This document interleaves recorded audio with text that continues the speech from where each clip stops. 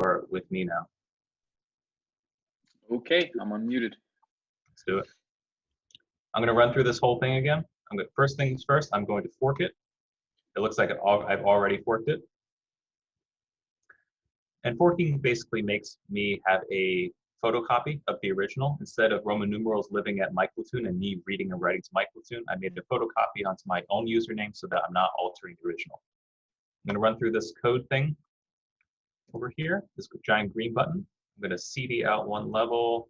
Let me clear the screen, list out everything. I'm going to Git Clone this thing. Tell me a little bit about what Git Clone does, Michael. It's going to basically pull down whatever your fork is onto your local machine. Yep, close. Yeah, all those things are correct. The clone in general, it just means download. I'm just going to download. I'm telling Git to download everything that lives over here onto my machine. So you're 100% right. I just want to be absolutely rock solid with the verbiage. So I'm going to cd into Roman numerals. I'm just going to open that up inside of VS Code. Now, I'm currently living on the master branch again. I found the original holy text, whatever that is for you, and I want to alter the original. Is that a good idea? I found the original one. I'm going to write on it and write my annotations on it. No, you should probably check out to, or like create and then check to new branch to do your like solution work on. Cool. Tell me how to do that. It'll be git checkout and then tac B and then the name of the branch you want to create.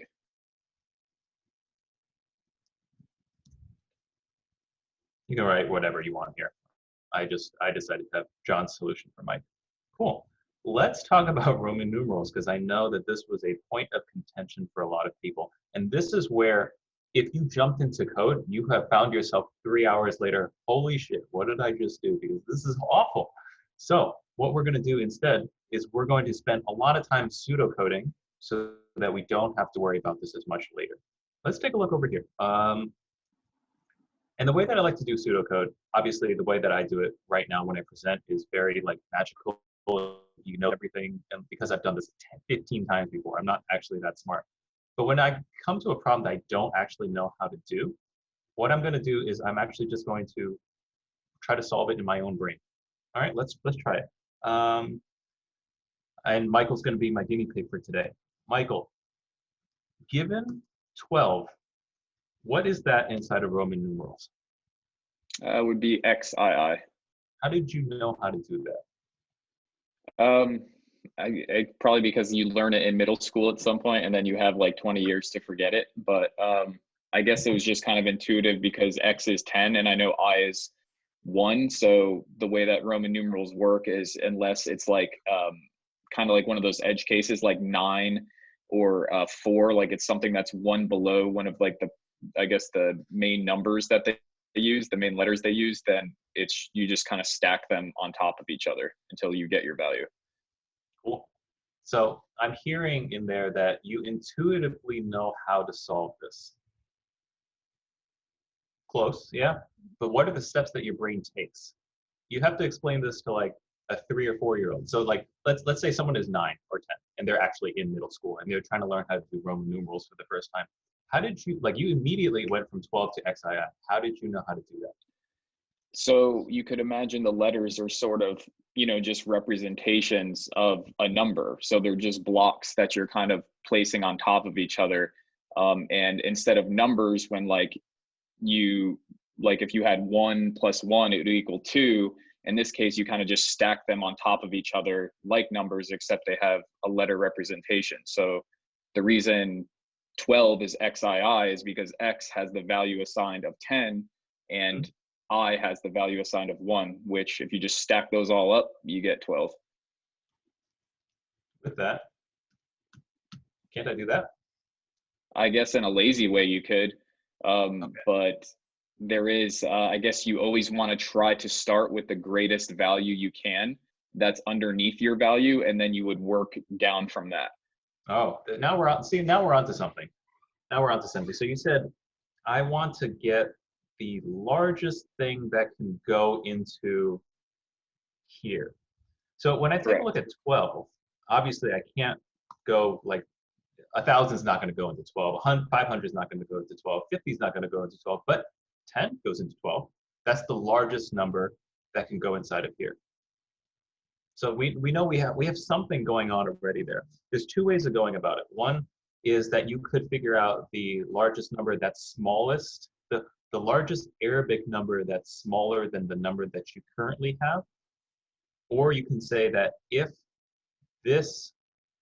your number divided by this is greater than or equal to 1, that is the number that is the first thing that you can like evenly get inside of there. Your brain automatically makes this assumption, which is like, let's say I give you 47, actually, let me give you 37. You're gonna say it's gonna be 3 like XXXVII, like it automatically makes that jump. The computer is faster than you, but it's dumber than you. And you have to tell it every last step in order to get there. So let's think about this. So let's say you got 52. 52 is what? LII. Okay. Let's say you got 347. It would be CCC,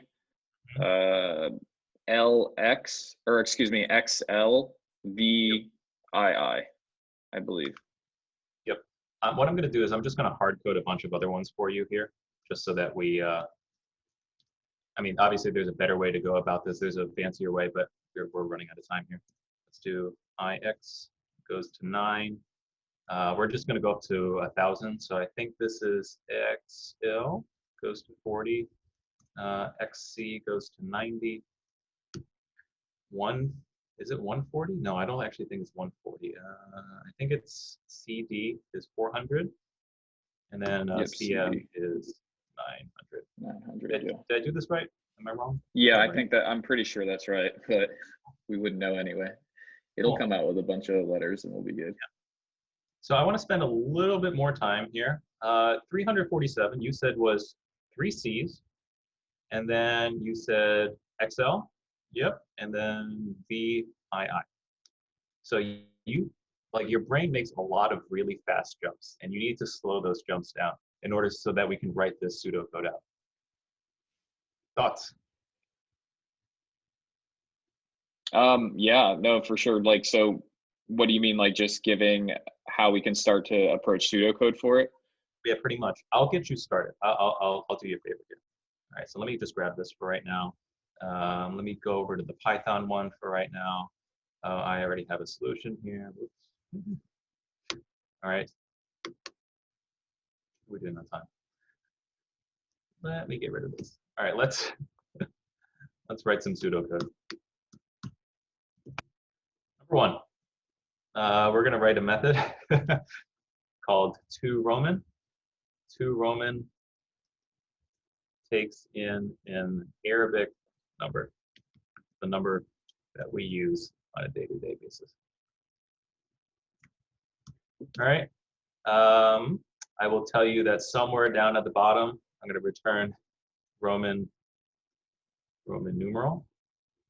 And it looks like if I were to give you like this whole thing over here and I grabbed all of this, it seems like are we building up like a string, things that we're going to add on? Because you said 347, so you said you immediately went, okay, let me calculate this. I've got 3 of these, so I'm going to say CCC, and then you just kind of kept going down. So it seems like in your brain you were kind of creating a Roman numeral string. Is that fair? Yeah, for sure. Create a Roman numeral string set to that. So I have magic. I got number 1. I got number 2. I've got magic code in the middle, and I'm going to return Roman numeral at the very end. Let's talk about the steps in between here. Do you think I need this? I mean, yeah, it would be helpful because I think we're going to have like one of the steps should be to like map it into an object, like create an object out of the possible like Roman numerals to values, or mapping like the Roman numerals to a number value. Cool. This is very helpful. I'm going to grab it. I am going to get rid of this and put it over here. And I'm going to make this with some sort of data structure. So I'm going to create Roman numeral to Arabic map, and I'm going to set it equal to some version of this. What data structure do you want to use? I'm cool with using arrays. I'm cool with using dictionaries. Up to you. I think a dictionary would probably be best because it kind of like represents the relationship between them, I think, better than an array would. Cool. I need to make this a dictionary really fast. This is where hotkeys are really useful. What I notice is when I'm looking at this, everything has this little arrow here, and that's probably not real code, so I'm going to Command D a bunch of times. I'm going to put a colon. I'm going to do that.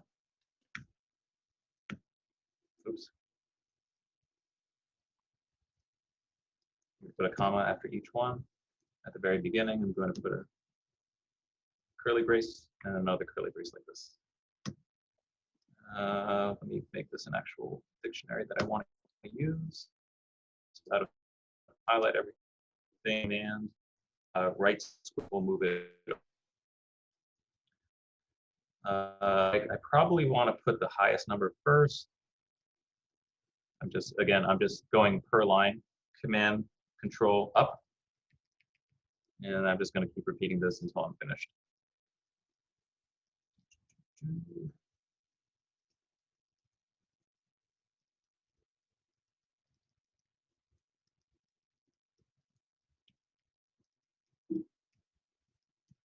Cool. Again, hotkeys are very powerful. The main ones that I want you to learn are if you see something that you like is repeated over and over and you want to remove that, just highlight it and do Command D a bunch of times. D is in Delta, and then it'll select a bunch of stuff, and then you have multiple cursors. You can type all at once. All right, so let's take a look. We said we had a 2 Roman. 2 Roman takes an Arabic number. I'm just going to change this to Arabic number. The number that we use on a daily basis, again, Arabic numbers are like 1, 2, 3 in this type of representation. We create a Roman numeral, set it to, we're just going to start typing this one out. Roman numeral is equal to that. Somewhere down over here, I'm going to return Roman numeral. And I've got a Roman to Arabic mat, set it equal to here. I'm going to grab this. I'm just going to throw it up top. Def Roman, actually Roman numeral to Arabic map. I'm going to set this as a constant at the very top because that's something that won't change. The constant variable is something, again, that won't change. So pi 3.14, the force of gravity 9.8. So these are things that won't change. There, Roman numeral to Arabic map. So we just knocked out 1, 2, 3, and x. Now this portion in the middle is a little bit more challenging. Let's talk about that. Sure. So I think you definitely have to loop through that object and like for each key, look at the value and then see if whatever your input was, the Arabic number, is greater than those numbers, like starting from the top. So if it's greater than it, then you know you can do something with it. Otherwise, you just have to pass and go to the next lower value. Cool. So those are all great things. Let's write it out and let's be absolutely sure that we know what we're talking about before we move on. So you said iterate over this. Correct. All right. So it looks like when we iterate over a dictionary, we have access to just the key for right now. The key is an Arabic number. Okay. Iterate over the Roman numeral. Keep track of Roman numeral. I'm going to change this to output because otherwise it's going to be. Keep track of Roman numeral and Arabic number.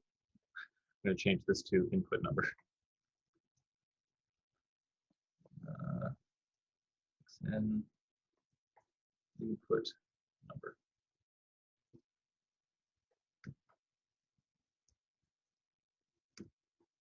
All right, so we got our pseudocode steps here.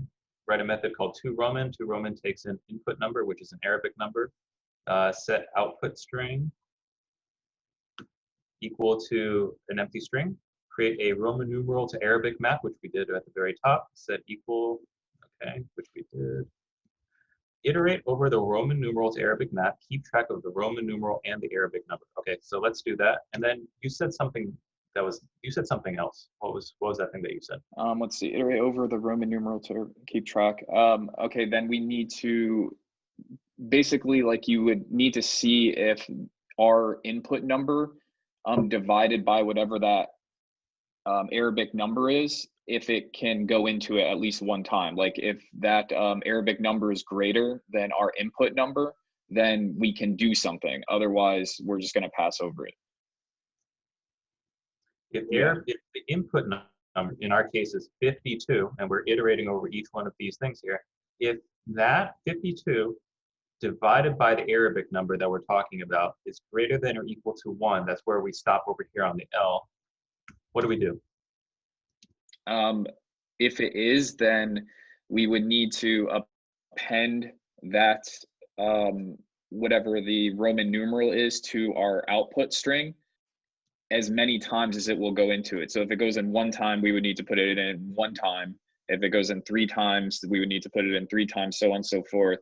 And then we also need to take away whatever that total value is, like the amount of times it'll go in times whatever that value is away from our input number, so that like it's decrementing it, so we don't just keep doing it infinitely, like forever. So that one, it sounds very complicated, but it's actually quite easy. So what I'm going to do here is I'm going to do calculate evenly divisible. Okay, I'm going to do set evenly divisible times equal to that. And I'm going to say 6. If evenly divisible times is greater than or equal to 1, append Roman numeral, that's that letter, this thing over here, to output evenly divisible times. And then you're going to subtract Arabic number from input number evenly divisible times.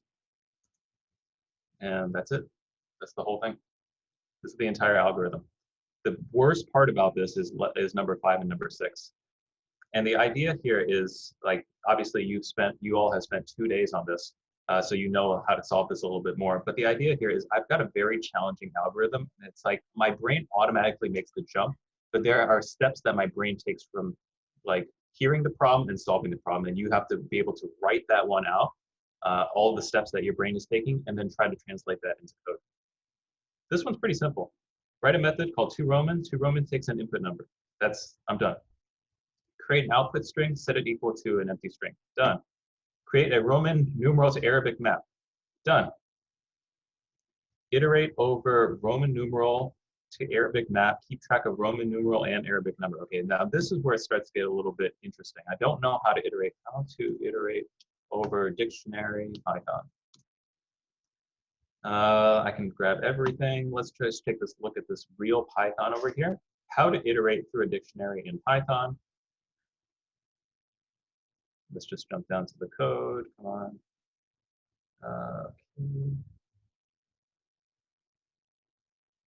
Okay, halfway down the page, I finally have it. For key in a dict, I have access to the key. So I don't have access to the value here, but I can access it. If I have the key, then I also can get to the value. So let's just grab this for right now, and let's change that for our code today. For, we have to keep track of the Roman numeral and the Arabic number. I think this is literally just Roman numeral in here. And now we have to keep track of the Arabic number.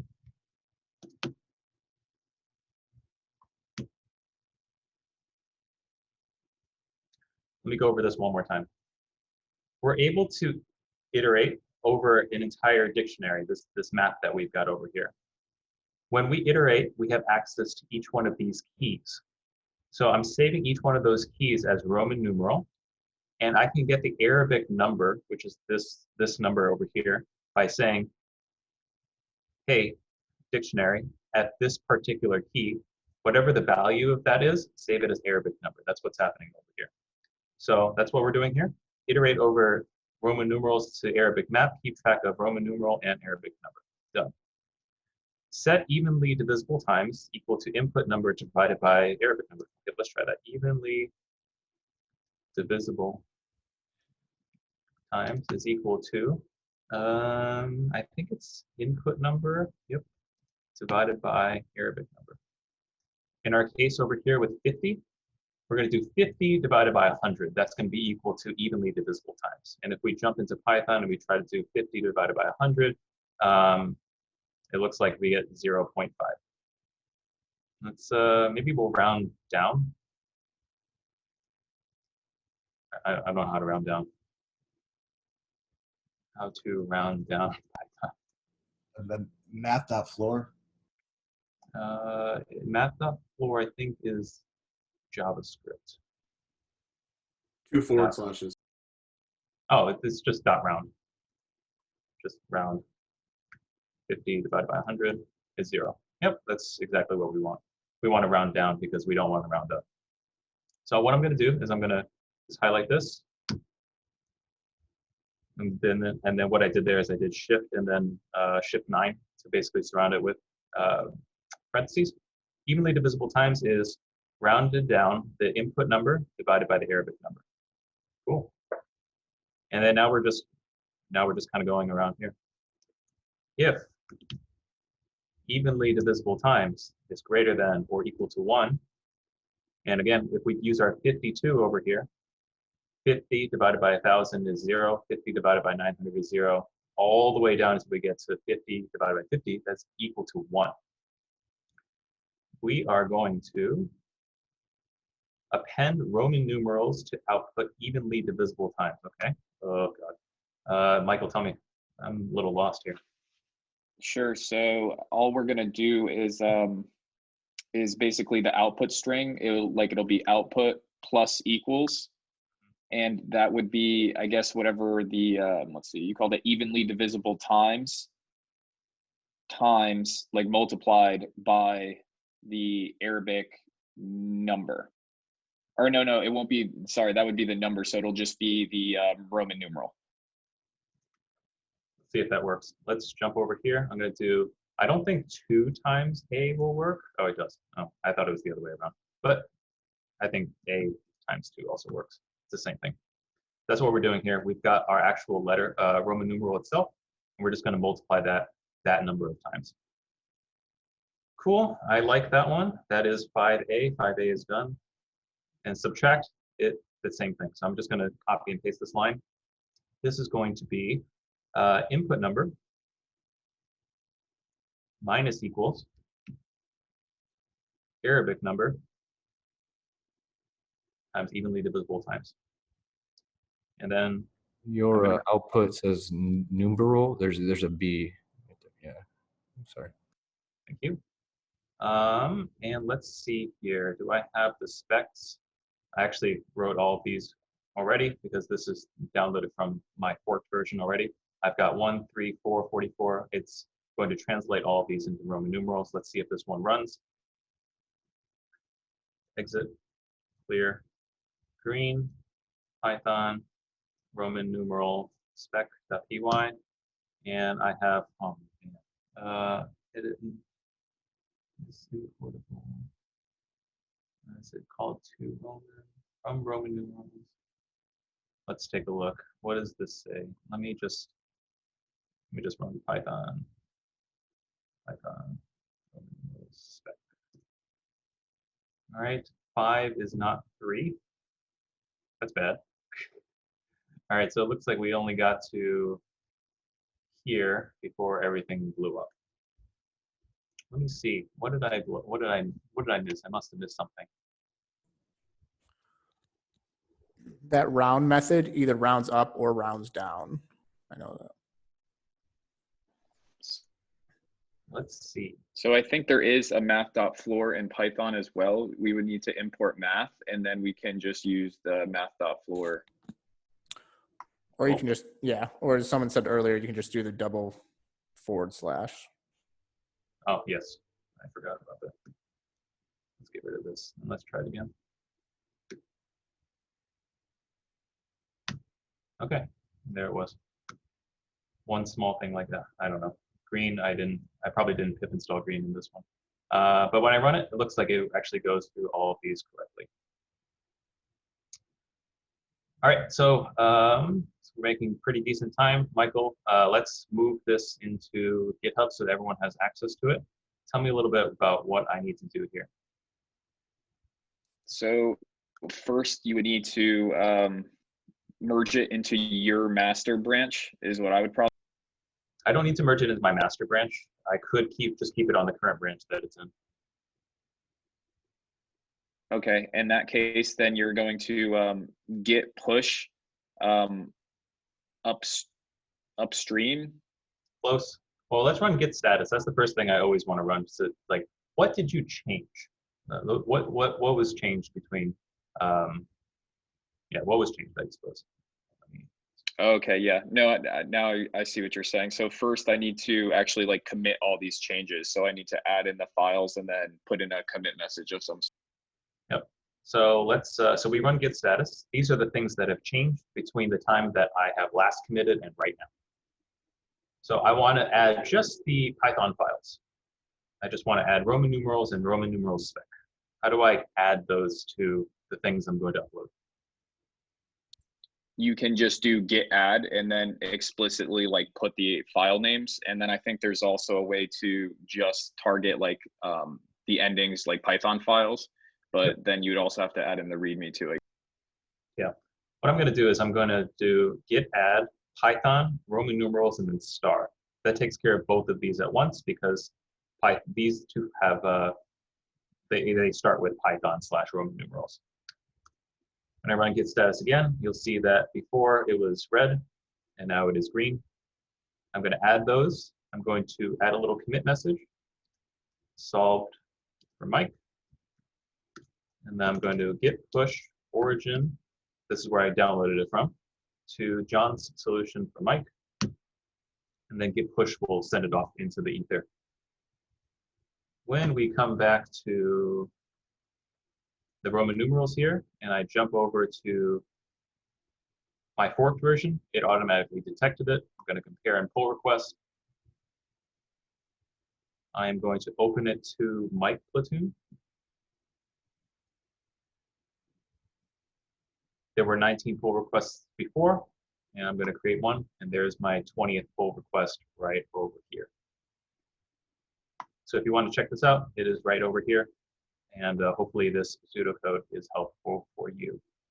All right, I am going to stop recording here, Tom.